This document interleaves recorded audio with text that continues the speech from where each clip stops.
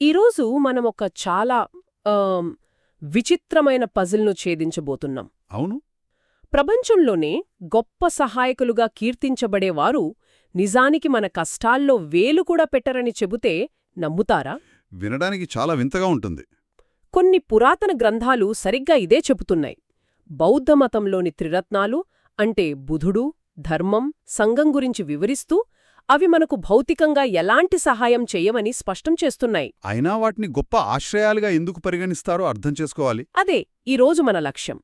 ఇది నిజంగానే ఒక చిక్కుముడిలాంటిది కదా. ఖచ్చితంగా. మనం సహాయమంటే కష్టంలో ఉన్నవారిని ఆదుకోవడం, ఏదైనా ఇవ్వడం. లేదా భౌతికంగా అండగా నిలబడటం. అవును. కాని ఈ గ్రంథాలు ఆ నిర్వచనాన్ని పూర్తిగా తలకిందులు చేస్తాయి. భౌతిక ప్రమేయం లేకుండానే ఒకరు అత్యున్నత సహాయకులుగా ఎలా ఉండగలరు అనేదే ఇక్కడ అసలైన ప్రశ్న. కరెక్ట్. ఈ చర్చ ముగిసేలోపు ఈ వాదన వెనుక ఉన్న లోతైన తర్కాన్ని మనం బయటపెడదాం. మొదలుపెట్టాలంటే అసలు సహాయం అనే పదాన్ని ఈ గ్రంథాలు ఎలా చూస్తున్నాయో చూద్దాం. సరే. ఉదాహరణకు మనకు ఆకలేస్తే అన్నం సహాయం చేస్తుంది, జబ్బు చేస్తే మందులు సహాయపడతాయి. మన తల్లిదండ్రులు మనల్ని పెంచి పెద్ద చేస్తారు. ఇవన్నీ ప్రత్యక్ష సహాయాలు. కానీ ఈ గ్రంథాలు వేరే స్థాయి సహాయం గురించి మాట్లాడుతున్నాయి, అంతేనా? అవును. ఇక్కడే అసలు విషయముంది. ఈ గ్రంథాలు సహాయాన్ని 2 రకాలుగా విభజిస్తున్నాయి. 2 రకాలుగానా? అవును. మీరు చెప్పినవన్నీ మొదటి రకం, అంటే లౌకిక సహాయం. ఓకే, అంటే ఈ ఒక్క జీవితకాలానికే పరిమితమైనది. సరిగ్గా. మన తల్లిదండ్రులు మనల్ని ఎంత ప్రేమించినా వారు మన ఈ జన్మలోని సుఖదుఖాల నుండి మాత్రమే కాపాడగలరు. మన తర్వాతి జన్మలకు ఆ సహాయం విస్తరించదు. అంటే ఒక షార్ట్ టర్మ్ ఫిక్స్ లాంటిదన్నమాట. మరి రెండో రకం సహాయం? అదే శాశ్వతమైన పరిష్కారం. రెండవది లోకోత్తర సహాయం. ఆ త్రిరత్నాలందించే సహాయం ఇదే. ఇది కేవలం ఈ జన్మకే కాదు, లెక్కలేనన్ని జన్మల నుండి మనల్ని వెంటాడుతున్న జనన, జర, వ్యాధి, మరణాలనే సంసార చక్రం నుండి ఓ మరియు 4 నరకాల నుండి శాశ్వతంగా విముక్తి కలిగిస్తుంది. అంటే అంతిమ శాంతి, నిబ్బానం. అవును. అందుకే దీనిని మామూలు సహాయంతో పోల్చుకుండా గొప్ప సహాయం అని వర్ణించారు. ఓకే, ఇక్కడే ఆ పజిల్ మళ్లీ మన ముందుకొస్తుంది. త్రిరత్నాలు మన అనారోగ్యాన్ని నయం చేయడానికి భౌతికంగా రావు, మన అప్పులు తీర్చవు. నిజమే. అలాంటప్పుడు అవి ఇంత గొప్ప సహాయం ఎలా చేయగలవు? దీనికి సమాధానంగా ఈ గ్రంథాలు ఒక అద్భుతమైన పోలిక చెబుతున్నాయి. వైద్యుడి ఉపమానం. వైద్యుడి ఉపమానమా? ఆసక్తికరంగా ఉంది. ఇది చాలా లోతైన పోలిక. ఒక రోగికి తీవ్రమైన అనారోగ్యముందనుకుందాం. అతనొక గొప్ప వైద్యుడి దగ్గరకు వెళ్తాడు. సరే. వైద్యుడు రోగిని క్షుణ్ణంగా పరీక్షించి రోగ నిర్ధారణ చేసి, పలానా మందులు వాడాలి, ఈ ఆహారం తినాలి, ఇది అస్సలు తినకూడదు అని ఒక ప్రిస్క్రిప్షన్ రాసిస్తాడు. అంతే. అంతేనా?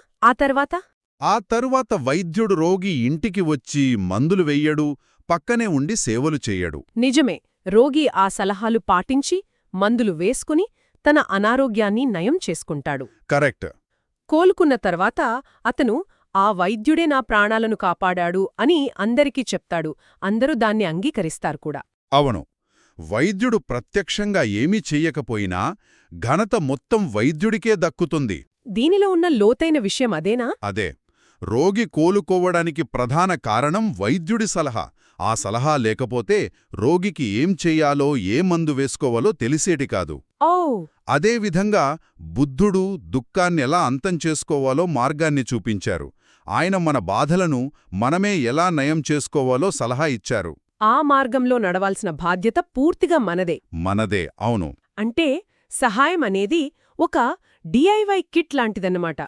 మీకు అన్ని పరికరాలు, సూచనలు ఇస్తారు, కాని అసలైన పని మీరే చేసుకోవాలి. సరిగ్గాదే. బుద్ధుడు మనకోసం ఆ పని చెయ్యరు, కాని ఆయన చూపిన మార్గమే మన విముక్తికి ఏకైక ఆధారం. ఈ ఆలోచనే చాలా విప్లవాత్మకమైనది. అంటే సహాయమనేది చర్యలో కాదు, ఆ చర్య తీసుకోవడానికి అవసరమైన అవకాశాన్ని, జ్ఞానాన్ని కల్పించడంలో ఉంది. అందుకే బుద్ధుడిని గొప్ప సహాయకుడుగా కీర్తిస్తారు. ఆయన సలహా లేకపోతే విముక్తి అనే ఆలోచనే జీవులకు తెలిసేది కాదు. సరే, వైద్యుడి సలహా అనే పోలిక అర్థమైంది. కాని ఆ తర్వాత ఈ గ్రంథాలు చెప్పిన పోలిక నన్ను నిజంగా ఆశ్చర్యపరిచింది. అవునా? ఏది అది? బుద్ధుడిని ఒక ఫలవంతమైన పొలంతో పోల్చారు. పొలం ఏమీ చెయ్యదు కదా, అది నిశ్చలంగా ఉంటుంది. అది ఎలా సహాయం చేస్తుంది? ఈ లాజిక్ నాకు అస్సలంతుపట్టలేదు. ఇక్కడ తర్కం కొంచెం భిన్నంగా ఉంటుంది, కానీ చాలా ఆసక్తికరంగా ఉంటుంది. చెప్పండి. ఒక రైతు వరి పండించడానికి పొలంలో ఎంత కష్టపడతాడో ఆలోచించండి. దున్నుతాడు, విత్తనాలు చల్లుతాడు, నీరు పెడతాడు, కలుపు తీస్తాడు. అవును, చాలా కష్టపడతాడు. ఈ ప్రక్రియలో పొలం రైతు కోసం ఎలాంటి ప్రయత్నం చేయదు. అది కేవలం నిశ్చలంగా ఉంటుంది. అయినా ఆ పొలం లేకపోతే రైతు ఎంత కష్టపడినా ఒక్క గింజ కూడా పండదు. నిజమే. పంట పండిన తర్వాత అందరూ ఆ పొలం చాలా మంచిది, అందుకే బంపర్ పంట పండింది అంటారు. పొలానికే ఆ క్రెడిట్ వెళ్తుంది. అదే పాయింట్. ఈ ఉపమానంలో ఉన్న ఆసక్తికరమైన కోణమేంటంటే, బుద్ధుడు ఒక పుణ్యక్షేత్రం లాంటివారని ఈ గ్రంథం చెప్తోంది. పుణ్యక్షేత్రం అంటే? కుశలక్షేత్రమని కూడా అంటారు. అంటే ఆయన సంపూర్ణ జ్ఞానోదయం పొంది రాగ, ద్వేష, మోహాలనే కాలుష్యాల నుండి పూర్తిగా విముక్తుడయ్యారు. ఓకే. అలాంటి అత్యంత పరిశుద్ధమైన వ్యక్తిని కేవలం గౌరవించడం, ఆరాధించడం లేదా ఆయనకు చిన్న సమర్పణలు చేయడం ద్వారా ఒక వ్యక్తి యొక్క మంచి ఉద్దేశం అంటే చేతన, అది అపారమైన పుణ్యాన్ని అంటే కుశలాన్ని సృష్టిస్తోంది. ఒక్క నిమిషం, ఇది కొంచెం గందరగోళంగా ఉంది. అంటే ఒక మంచి వ్యక్తికి సహాయం చేస్తే ఎక్కువ పుణ్యం వస్తుందని అంటారా? ఇదొక ఆధ్యాత్మిక రిటర్న్ ఆన్ ఇన్వెస్ట్మెంట్ లాంటిదా? మీరలా కూడా అనుకోవచ్చు, కాని దాని వెనుక ఉన్న తర్కం అది కాదు.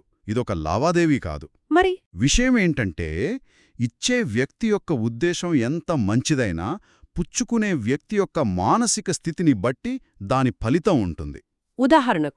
ఉదాహరణకు మీరు ఒక దొంగకు దానం చేస్తే వచ్చే పుణ్యం కంటే ఒక శీలవంతుడైన వ్యక్తికి దానం చేస్తే వచ్చే పుణ్యం చాలా రెట్లు ఎక్కువ. ఎందుకని?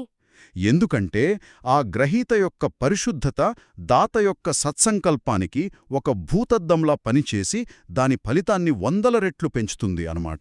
ఓ, అంటే బుద్ధుడు అత్యంత పరిశుద్ధమైన క్షేత్రం కాబట్టి ఆయన పట్ల చూపించే చిన్నపాటి సత్సంకల్పం కూడా అపారమైన మంచి ఫలితాలను ఇస్తుందన్నమాట. కరెక్ట్.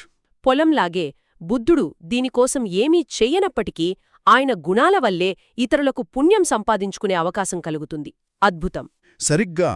ఒకవేళ బుద్ధుడు ప్రపంచంలో ఉద్భవించకపోతే ఇంత గొప్ప పుణ్యక్షేత్రం ఉండేది కాదు. జీవులకు ఇంత గొప్ప కుశలాన్ని సంపాదించుకునే అవకాశం లభించేది కాదు. అందుకే పొలం రైతుకు ఎలా సహాయపడుతుందో బుద్ధుడు కూడా జీవులకు అలాగే సహాయపడతారని ఈ గ్రంథం వివరిస్తుంది. అవును. ఈ 2 ఉపమానాలు సహాయం అనే భావనను పూర్తిగా కొత్త వెలుగులో చూపిస్తున్నాయి. నిజమే.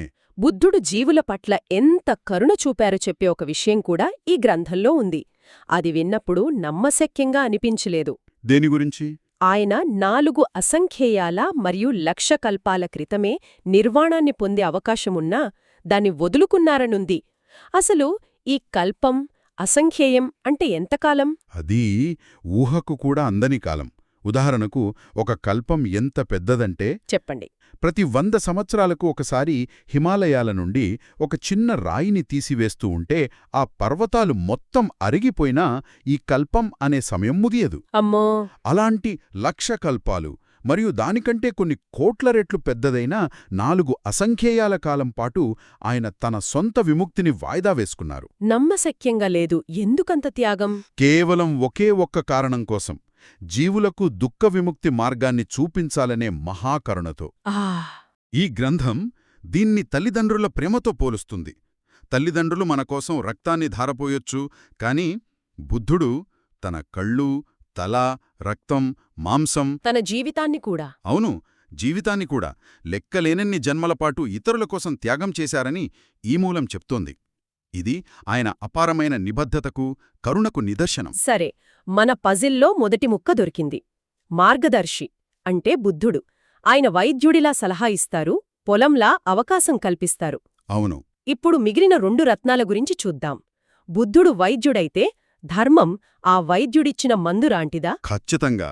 ధర్మమంటే ఆయన బోధించిన మార్గం, ఆచరించాల్సిన సత్యం. లోకోత్తర ధర్మాన్ని పాటించడం వల్ల దుఃఖం ఎలా తగ్గుతుందో మూలం ఒక అద్భుతమైన, శక్తివంతమైన పోలికతో చెప్తుంది. అవును, అది చదివినప్పుడు నాకు ఒళ్ళు గగుర్పొడిచింది. శ్రోతాపత్తి మార్గాన్ని పొందిన వ్యక్తికి అంటే జ్ఞానోదయంలో మొదటి మెట్టును అందుకున్న వ్యక్తికి. అవును, ఆ వ్యక్తికి మిగిలి ఉన్న దుఃఖం ఈ భూమి మీద ఉన్న మొత్తం ఇసుకతో పోలిస్తే కేవలం తన వేలిగోటిపై నిలిచే కొన్ని ఇసుక రేణువులంత మాత్రమే ఉంటుందని చెప్తోంది. అంటే దాదాపు 99% దుఃఖం ఒక్క దెబ్బతో తొలగిపోతుందన్నమాట. ఒక్క దెబ్బతోనా? అవును. భవిష్యత్తులో నరకాలలో పుట్టే అవకాశం పూర్తిగా మూసుకుపోతుంది. ఇది ధర్మం యొక్క శక్తిని స్పష్టంగా చూపిస్తుంది. అంటే ఇది ఒక ఆధ్యాత్మిక వ్యాక్సిన్ లాంటిది. ఒక్కసారి తీసుకుంటే భవిష్యత్తులో వచ్చే పెద్ద పెద్ద అనారోగ్యాల నుండి రక్షణ లభిస్తుంది. చాలా మంచి పోలిక. ఆ తర్వాత దశలైన సకృతగామి, అనాగామి, అర్హత మార్గాలు మిగిలిన ఆ కొద్దిపాటి దుఃఖాన్ని కూడా పూర్తిగా నశింపచేసి నిబ్బాణానికి దారితీస్తాయి. కాబట్టి ధర్మం అనేది దుఃఖాన్ని అంతం చేయడానికి ప్రత్యక్ష సాధనం. అదే అసలైన మందు. కరెక్ట్. ఇక మూడవ రత్నం సంఘం. మన దగ్గర గైడ్ బుద్ధుడున్నాడు, మ్యాప్ ధర్మముంది. మరి సంఘం పాత్రేమిటి? వీరు ఎలా సహాయపడతారు? సంఘమంటే ఆ ధర్మాన్ని ఆచరిస్తూ, దాన్ని కాపాడుతూ ఇతరులకు బోధించే భిక్షువులు మరియు ఇతర ఆచరణపరులు. ఓకే. వీరు ప్రపంచానికి ఒక సజీవ ఉదాహరణగా నిలుస్తారు. ధర్మం కేవలం గ్రంథాలలోనే కాకుండా ఆచరణలో కూడా సాధ్యమేనని తమ జీవితాల ద్వారా చూపిస్తారు. అంటే వీరొక సపోర్ట్ గ్రూప్ లాంటివారా?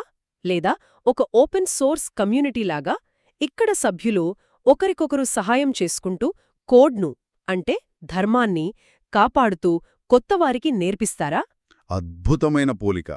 సరిగ్గా అదే. ఇంకా అంతేకాకుండా వారు కూడా బుద్ధుడిలాగే ఒక పుణ్యక్షేత్రంగా పనిచేస్తారు. భిక్షు సంఘానికి దానం వంటి పుణ్యకార్యాలు చేయటానికి సామాన్యులకు అవకాశం కల్పించడం ద్వారా సామాన్యులు కూడా ఆ పుణ్యక్షేత్రంలో తమ కుశలకర్మలనే విత్తనాలు నాటుకోవచ్చు. అవును. వారు ధర్మాన్ని బోధిస్తారు, సందేహాలను నివృత్తి చేస్తారు మరియు సరైన మార్గంలో నడవడానికి ప్రోత్సాహాన్నిస్తారు. ఈ విధంగా సంఘం కూడా ఒక గొప్ప సహాయంగా నిలుస్తుంది. అయితే దీనంతటి సారాంశమేమిటి? త్రిరత్నాలు మన సమస్యలను నేరుగా పరిష్కరించవు. అవి మనకు ఒక దారిని చూపిస్తాయి, ఒక అవకాశాన్ని కల్పిస్తాయి. అవును. ఈ గ్రంథాల ప్రకారం మన ఆనందానికి మరియు విముక్తికి ప్రధాన కారణం ఈ త్రిరత్నాలే. మనం కష్టపడి మార్గంలో నడవాలి. మందులు మనమే వేసుకోవాలి, పొలంలో మనమే పనిచేయాలి. అవును. కాని ఆ మార్గం ఒకటుందని, ఆ మందు అందుబాటులో ఉందని, ఆ పొలం సాగుకు సిద్ధంగా ఉందని మనకు తెలిసేలా చేసిందే ఈ 3 రత్నాలు. అంటే ఇదొక కంప్లీట్ సపోర్ట్ సిస్టమ్. మార్గదర్శి బుద్ధుడు, అనుసరించాల్సిన మార్గం ధర్మం, మరియు ఆ మార్గంలో నడుస్తున్న సజీవ ఉదాహరణలు మరియు సహాయకులు సంఘం. అవును. ఈ 3 కలిస్తేనే విముక్తి అనే ప్రయాణం సాధ్యమవుతుంది. ఏ ఒక్కటీ లోపించినా ప్రయాణం అసాధ్యం. ఖచ్చితంగా. అందుకే వాటినే రత్నాలు అన్నారు. అవి అంత విలువైనవే. అవి మనకొక సంపూర్ణ ఆధ్యాత్మిక మౌలిక సదుపాయాన్ని అందిస్తాయి. ఈ రోజు చర్చ నుండి మనం నేర్చుకున్న ముఖ్యమైన విషయమిది. నిజమైన సహాయమంటే కేవలం భౌతిక జోక్యం కాదు. ఒక వ్యక్తి తనను తాను ఉద్ధరించుకోవడానికి అవసరమైన మార్గాన్ని చూపించడం, సరైన సాధనాలను అందించడం. సరిగ్గా చెప్పారు. వైద్యుడి సలహా, రైతుకు పొలం ఎంత ముఖ్యమో, దుఃఖ విముక్తి కోరుకునే వారికి త్రిరత్నాలు అంతకంటే ముఖ్యమైనవి. అవి మనకోసం పనిచెయ్యవు. కాని వాటివల్లే మనం మనకోసం పనిచేసుకోగలుగుతాం. ఆ అవకాశం ఉండటమే గొప్ప సహాయం. చాలా బాగా చెప్పారు. పజిల్ విడిపోయినట్లేగా. పూర్తిగా. ఈ చర్చ వింటున్న వారికి ఒక ఆలోచన. చెప్పండి. ఈ మూల గ్రంథాలు త్రిరత్నాలు మనకు ఎలా సహాయపడతాయో వివరించాయి. ఇది మనల్ని ఒక తర్వాతి ప్రశ్నకు తీసుకువెళ్తుంది. ఒక వ్యక్తి ఈ రత్నాలను చురుకుగా ఆశ్రయం పొందడమంటే నిజంగా ఏమిటి? ఆసక్తికరమైన ప్రశ్న. కేవలం ఆ పొలాన్ని దూరం నుండి చూసి ఆరాహించే వ్యక్తి నుండి స్వయంగా ఆ పొలంలోకి దిగి చేతులు మట్టి చేసుకుని తన విముక్తిని పండించుకునే రైతుగా మారే ప్రక్రియ ఎలా ఉంటుంది? దీని గురించి ఆలోచించండి.